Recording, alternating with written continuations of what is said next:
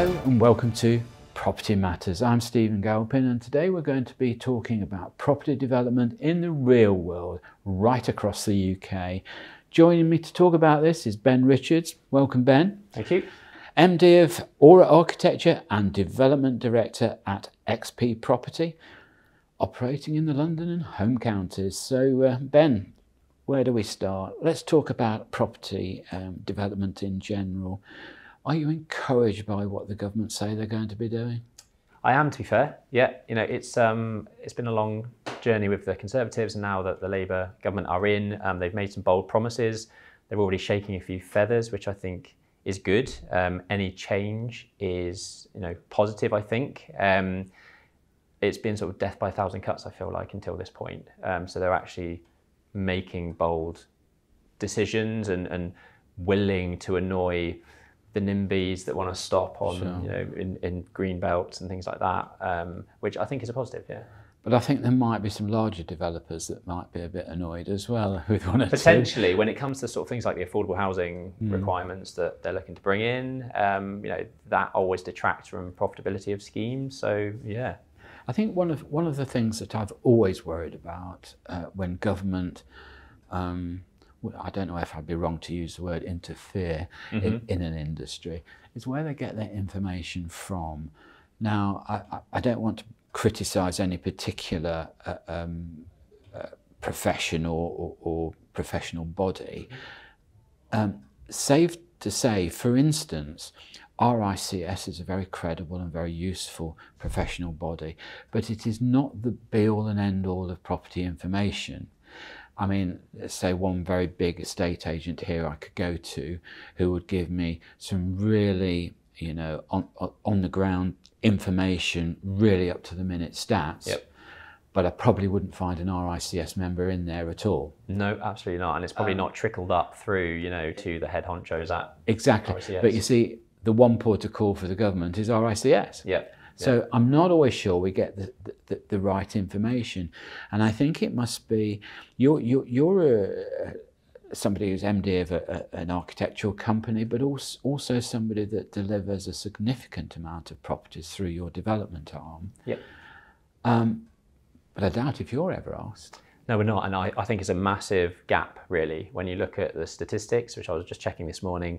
In 1998, 39% of houses were built by SMEs, like myself. Yeah. In 2020, that reduced down to 10%.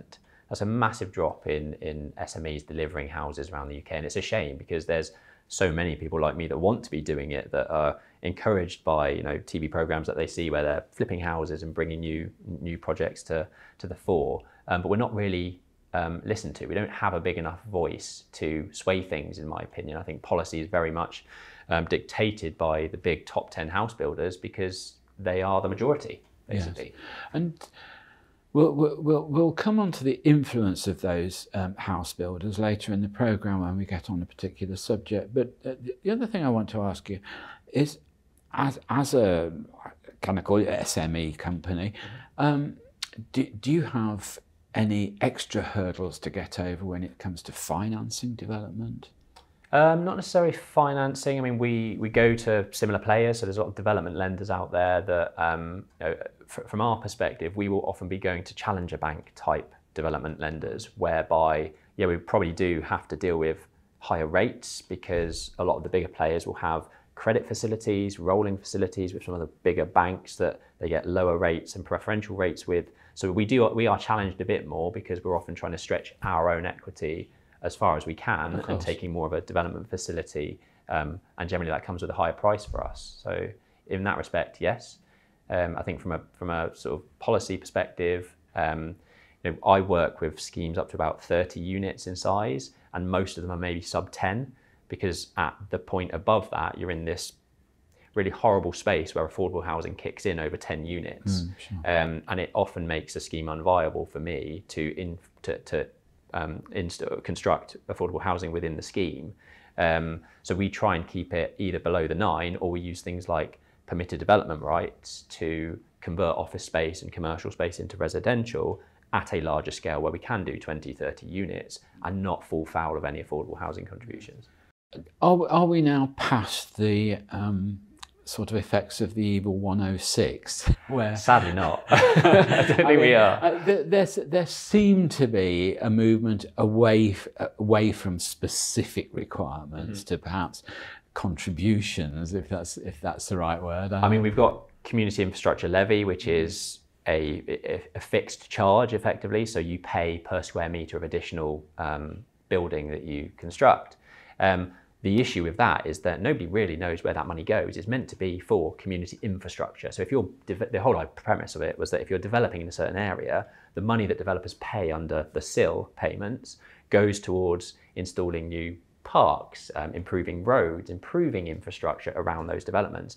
But from my understanding, it's never siloed into those local schemes. Well, it's probably a little bit like your road tax, isn't it? Very little of it goes into the roads. Yeah, exactly that. Yeah, it's a shame. And that's just the inefficiency of typically, the government spending that money and badly. Are you finding the requirements for that contribution fairly evenly spread out, or are we finding that the bigger house builders are able to manipulate or argue their way around that in any way? Now the SIL actually, I think, is a very good way of regularising that for everyone, because it isn't, there's no subjectivity. It is £200 a square metre or £300 a square metre of new build elements. So they can't really wiggle out of that. Section 106 agreements, where you've got other contributions, this is another way they'll get you. Yeah. And the Section 106 agreements are more subjective, and there are specialist consultants out there that can help you negotiate the value of that Section 106. Yeah. Whereas a SIL payment is the figure what it's stated just in the matter local of fact. policy. Matter of fact, Yeah. I think that's probably a more preferable way of dealing with things. And I mean, I've experienced myself, and so I probably better not mention the authority, but they actually had no use for the 106 cash payment element. Right. And they actually, because it was going to be payable 2 years into the development, i.e. on handover of the first keys, they sold it. Right. They sold the funding. They sold the cash really forward. Yeah. So they said, look, in 2 years' time, you'll get 10 million quid from this developer. Yeah. Okay, but give us 5 million for it now. Wow. Okay. And then what did they use that £5 million for? Well, who knows? Covering their own debts and the inefficiencies. So I just came away from that sort of with a very bad feeling about it. It probably saved us a bit of money overall, but I had a bad feeling about it. And it's the same a little bit, which we'll get onto in a second, when we're coming to the design of buildings. TfL wanted almost a whole floor footprint for what were at the time Boris bikes. Right, yeah. And that would have given a space of about 800. And I'm not sure I could find 800 people in Canary Wharf that actually wanted a Boris bike to use or to park. Similar issues in Oxfordshire. They've just brought in a new plan whereby it's one cycle space per bed space. So if you've got a 1-bedroom flat with 2 bed spaces, double bed sort of thing, that's 2 bikes. So if you've got a 3-bed flat with 6 spaces, that's 6 bikes for that flat. Now, the space, like you say, in our basement, we've got, I think, 86 bikes now in a space that's, I think if we looked at it in 10 years' time, if it's 20% full, I'd be surprised. Yeah. I understand the logic of trying to push people down more of a sustainable kind of route of travel. Yeah. But, I think the allocation is way beyond what's realistic for people to use. Well, I think that's right. And, we have a climate that's not conducive to bike riding. We have traffic infrastructure that's really not suitable. And I know in London that Boris, for instance, which was carried on by the current mayor, sort of cut road sizes down to accommodate cycle lanes. I quite like the idea of cycle lanes if the cyclists would use them. I think they ought to be locked up and jailed for many, many years if they come out of their environment. But anyway, that's another story. Okay, but this brings us on to design of buildings. Yes. And I've seen a change in property development 15 years ago, or even probably 10 years ago. If you were developing a fairly substantial block of flats, and you didn't put in a pool and a gym and a cinema and reading rooms and all the rest of it, you might as well go and do it somewhere else, because you're not going to be selling them. Yeah. And that was fueled in particular by the overseas owner coming into the UK, very often from the Asia Pacific areas or China. But of course it had a price, didn't it? And the price was that, never mind the developer giving subsidised service charges for the first couple of years, within 2 or 3 years that service charge had rocketed. Astronomical. And then 10 years on, the maintenance and the refurbishment of pool areas and gyms just absolutely sends your service charge sky high. Yeah. So I've seen a movement back to more basic buildings, and I don't see that as a terribly bad thing. What's your thoughts? No, I mean, I think from some of the schemes I worked on with the Berkeley Group, they had all of these pools, and the occupancy level of those areas were non-existent. They had a golf simulator that was never booked out. They had a cinema that, you know, only a few handful of people used, but it does sell. That's the thing. And, you know, to get, you know, 300, 400 units sold, the developer was having to put in these things to sell to people. Service charge, I think, is becoming more and more, well, people are more conscious of it nowadays. So to be able to reduce the service charge and offer something that is less than another development, I think is a real positive for people. People are way more conscious of that nowadays. So in a way, I think it could be a good thing. There's a place for swimming pools and gyms, but, you know, do they have to be in every single large-scale block of developments? I don't think they do. No, I tend to agree with you. And especially areas like where we are now, in sort of east of London, Canary Wharf, you have developers building a number of these units. I don't see why you don't have a separate building with all these facilities in one building, serving perhaps 4 or 5 blocks, which would take the service charge liability right down, wouldn't it? Yeah, I guess the issue with that is because I walked past a Berkeley scheme, I think it's a Barratt scheme around the corner, there's all different developers in those areas, and there's no joined up thinking. You know, they want to do their own thing. So unless you've got one developer that's developing numerous blocks, it's going to be difficult to make that happen. But it absolutely could, you know, if it is one developer. Well, something's got to happen. I mean, there are blocks around here where service charge is running at maybe £500 a week. Oh, really? Yeah. Yeah, I mean, that's outrageous. That's not uncommon. Yeah, that's a whole mortgage in itself. You know, it is. Bonkers. It is. And as you rightly say, I can take you into the building I live in now, full-size swimming pool, 2-storey gym, all sorts of things. And I bet you I could walk in there now and there wouldn't be a soul in there. Empty. Yeah. Not a soul. That's a stark contrast. I've just had a new person move in, buy a flat in a block in Reading, and they're complaining about £120 a month in service charge. You know, it's, £500 a week. Bring them over here. I'll have a talk to them. They'll go away. I should give that example to them. Yeah, Make yourself lucky. Well, you should. But I think this is an important part of design today. I know we had, well, Ben, you and I have had this conversation before. I do appreciate that architects want to show off their talent, and their building is their showcase. I understand that. But I think sometimes we just go overboard a little bit in terms of aesthetic design rather than practical design, just sometimes. Sometimes, yeah. I think when you break it down into the interior spaces, though, the interiors is really what sells units. You know, what people can touch and feel inside their flats and inside their communal entrance ways, and how it looks and how it feels. That is important, and that type of stuff does sell faster. It is, but not all developers get that right. A lot of them look at the external vision of the building and think that's all right, and then have rubbish common areas. Yeah, I mean, I can remember showing a friend of mine who'd been in property for many years come down. I showed him a building we're involved in down here, and he came out. And I said, "What do you think?" And he said, "I've seen better interiors in a probation office." So there we are. That's a real shame, you know. It is a shame. Yeah, it's the sort of thing that, you know, a lot of people are conscious of nowadays with with Instagram and all these platforms where you can see amazing houses that look fantastic, and people expect that nowadays. Yeah, yeah. Okay, well, look, there we are. We're going to take a break now. After the break, we're going to delve a little bit deeper into some of the intricacies of property development and the market itself. So join me after that break. I'll be asking Ben to describe more of his experiences in development and how we can perhaps see a better way forward. Join me then.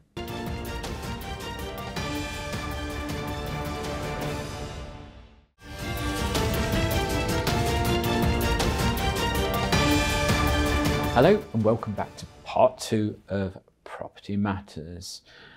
And I said before the break we'd be delving a little deeper into the world of property development, and that's just exactly what we're going to do. And I'm going to ask Ben about the process of developing itself. We start off with conception, obviously, and then we go to planning. Government are hoping to, shall I say, relax planning regulations, bring in some extra areas like the grey belt, whatever that turns out to be. And whether the councils will agree the same thing, I'm not quite sure. But anyway, so how difficult it is to get past that first step of planning? How difficult is it now? It's why I've got more grey hairs and receding hairline over the last couple of years, because it's become way more difficult. The red tape is massive. We submitted a 2-house scheme a couple of weeks ago, and I submitted 24 documents for that 2-unit scheme. And there are things within that process that aren't really the planner's responsibility. Things like energy performance, that's really something to do with building control. You know, once planning approval has been approved, it should then go on to building control. That's what the building regulations are there to set out and do. Yet we're doing reports that are, you know, upfront costs to us, that are guaranteed to change. I've submitted so many energy statements that have just changed straight away as soon as the detailed design starts happening, but we've ticked the box from a planning perspective. And that kind of feels like what it is nowadays. Even the validating of the planning application is a tick box exercise, and it's someone at the other end of the screen that ticks off these things. If it doesn't have the right north arrow or it's the wrong scale, they say, no, I'm not validating this planning application. It just sits there until you've made the changes. So planning has become a real issue for every developer. I'm in various groups of property developers, and almost everyone says the biggest issue for them is the planning process. There's no certainty. The timeframes just elongate and elongate and elongate. Well, let me ask you about the timeframe. So from going to the council with the initial idea, probably talking to a planning officer to get his... If you can speak directly to them, If you can, yeah. What's the sort of timescale between that and getting your final sign-off? I mean, it can vary. We've waited 13 months before for a pre-app response on a single dwelling. We've also had things go through in the 8 weeks that they should. It depends on the scale of the project, depends on the individual council. Some councils are more overrun than others in terms of resource. Some take a more pragmatic view than others. So it does vary, but it's meant to be 8 weeks for minor applications, 13 weeks for major applications. I mean, I would be surprised if the average isn't something like 20 weeks, across the board. And that, I think, I'd be relatively happy with 20 weeks on some of our schemes. Some last a lot longer than that. So from a development point of view, I mean, it's quite dangerous, isn't it? Because a planning application in itself is not cheap. No. There are a lot of fees, but there are a lot of sort of peripheral fees as well that you need to... There are even more fees nowadays with the accompanying reports that you have to do and assessments that have to be submitted. Okay. And also, from a very practical point of view, a developer does his costing to see that the whole scheme works and is profitable. And if it takes a long time to get through planning, even the material changes in terms of costs can be quite astronomical, can't they? Huge. And so you've almost got to go back again and say, listen, I can't do this. Not a lot of people will factor in inflation to their appraisals. They're sat here appraising the site from day one, but might not get to site for 2 years' time. And actually they've based their appraisal on yesterday's figures. So they do come unstuck quite a lot. One of the big issues that we find is with the timeframes that are associated. Luckily, we secure a lot of our deals on a conditional basis. So we might agree with a landowner that we aren't going to buy the site until we've got planning approval in place, for example. That's one way we look to de-risk our sites, because if we were to buy the property or buy the development, buy the land, and then wait to get planning approval, whilst we're holding bridging finance or development costs, we could be racking up 12, 14% a year in interest payments and not get planning approval for 18 months. And all of that cost is on us. So what we do try to do is kind of de-risk it by agreeing a conditional purchase of some kind or getting an option agreement or something like that. That's one way you can do it. Okay. And of course, you know, the authorities are just not sympathetic to this consideration. They don't care. No. We had one in South London. We'd already waited 12 months, and it was purely to change a couple of windows and replace a conservatory with a tiled roof. And it took 12 months. And then the planning officer that we've been dealing with that was almost ready to kind of agree, left. Someone else came in, and then we waited another 3 months for it to be signed off by the new planning officer. And this is the sort of thing that happens all the time. Yes. I mean, I should point out to our viewers who are not property professionals that you might think an architect's job is drawing the building, handing it over and going away. It's far from that. It is. In fact, once the planning permission has been agreed, I think your real work starts. Yeah, I mean, we work with a lot of professionals, so planning consultants we would always bring on board because they understand the legal and the policy side of planning.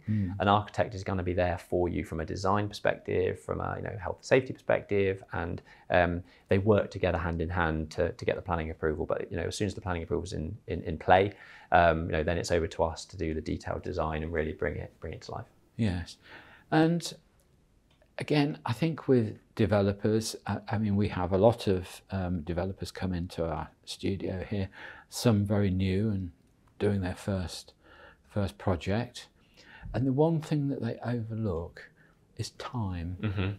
Yeah, we have they forget that consideration. We have a saying that nothing moves left on the program and no cost comes down. It's always going to be more expensive, and the program's always going to push out. And it doesn't matter how good you are. Working for the Berkeley Group, we've been in business for 40 years.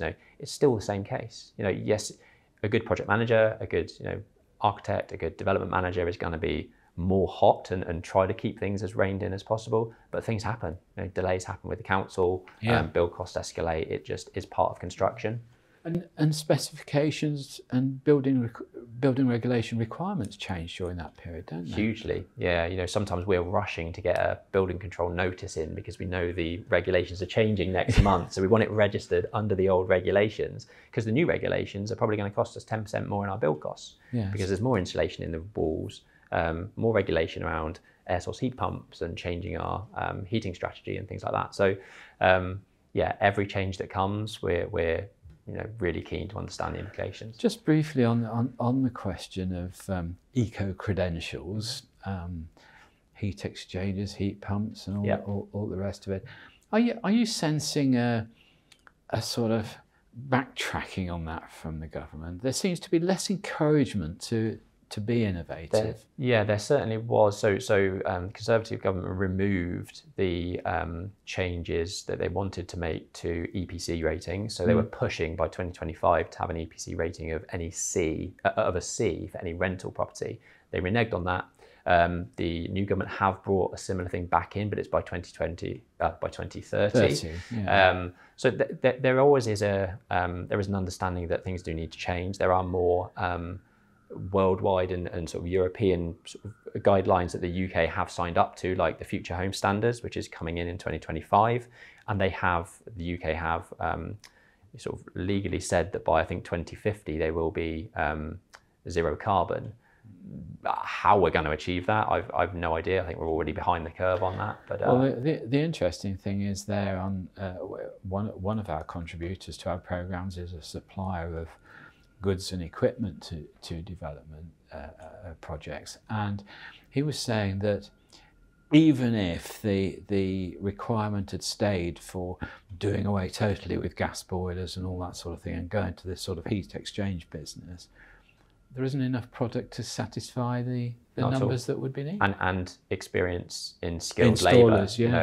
I installed an air source heat pump 5 or 6 years ago in one of my first properties, and it it took me ages to find someone actually competent enough to install it. It was costing me a fortune every year to maintain it. It's not £100 for a gas service, it's £500 for a full service, and it's about 4 times more expensive than a gas boiler to install the actual equipment in the first place. So I'm not a big fan on them. I think it's... He was saying that, funnily enough, what that proposed legislation did was forced up the sale of gas boilers for people who were buying them in readiness for when their own one broke down. Yeah. So they could just replace it and argue that they'd bought it, 3 years ago. Everyone knows how they work. They know they've used gas boilers for a long, long time. They've had central heating systems for a long, long time. I've found when people have moved into a house that has an air source heat pump, they really don't understand how to operate it. And that's the biggest issue, actually, when you install these things. It's the people using them. Well, also, it's not just the installation of the unit, is it? You often then find that the piping in your house and the radiators are of not sufficient capacity. Correct. To warm the house. For old houses that are leaky, you need bigger pipe sizes. It's a wholesale change. Okay. Ben, to finish off the programme, I want to come to a very serious subject, and in itself a very sad subject, and that was, we've recently had the publication of the Grenfell report. Yep. And pretty well everybody in the industry, pretty well all government departments, pretty well all local authorities have been blamed. Failures all round. Failures all round. And I wonder if you could just explain to our viewers how, for instance, the architects might be responsible in such situations. What is your responsibility? Sure. And how far does your influence the developer or the refurbishment company or whatever? So it has changed massively over the last couple of months. The Building Safety Act has changed it completely. You used to have what's called CDM, which is Construction Design and Management Regulations, 2015. They've now brought in the Building Safety Act. Under both of those legislations, there is a principal designer. Now, the principal designer is, with the Building Safety Act, us as the architect typically, for the most part, if we're instructed to kind of do so. It's very complicated. Building control bodies, I don't think, are up to the task at the moment of even understanding what it's about and fully understanding the legislation. So at the moment, we are instructing external consultants to help guide us that are getting the relevant training and experience to do it, and then we can feed that down to our clients. But fundamentally, an architect is the person designing the scheme. So they have the most knowledge of every nut and bolt and wall and floor. It is right, I think, for that principal designer to be the architect because they have the most control. Some of the regulation insists that it's us that then make sure that the relevant parties that we get involved are competent as well. So like your structural engineer and your mechanical engineer and all the other appropriate people that are going to work on your scheme, it is the principal designer's role to make sure that all those people are competent. I think that was a huge criticism in the report, wasn't it? That so much of this work and this responsibility had been farmed out to people who just weren't competent. Yep. Yeah, and that is an unfortunate case. And the biggest issue with any of these types of things is money and cost. Does the employer have the budget to employ the appropriate level of skill? And that's kind of out of our control. And for us to even go back to some of our architectural clients, for example, saying, unfortunately, we need an extra how much money to be principal designer on your scheme? And they're saying, well, what do we get for that? And we have to say, well, not a lot really, but we need to abide by this new legislation. Yeah. So we have to do it, and it's an extra risk to us, so somebody's going to have to pay for that cost. It's really disrupting the industry. Building control bodies don't really understand what's going on, I don't think. They're set up to cater for the changes, especially in high-rise buildings, because at that level it gets even more red tape, even more complications. Okay, well, there we are. Ben, thank you very much for that. Thank you very much for your insight into property development today. Thanks for having me. Thank you for coming in. So that's all we've got time for now. So I'm Stephen Galpin. That was Property Matters. See you again next time.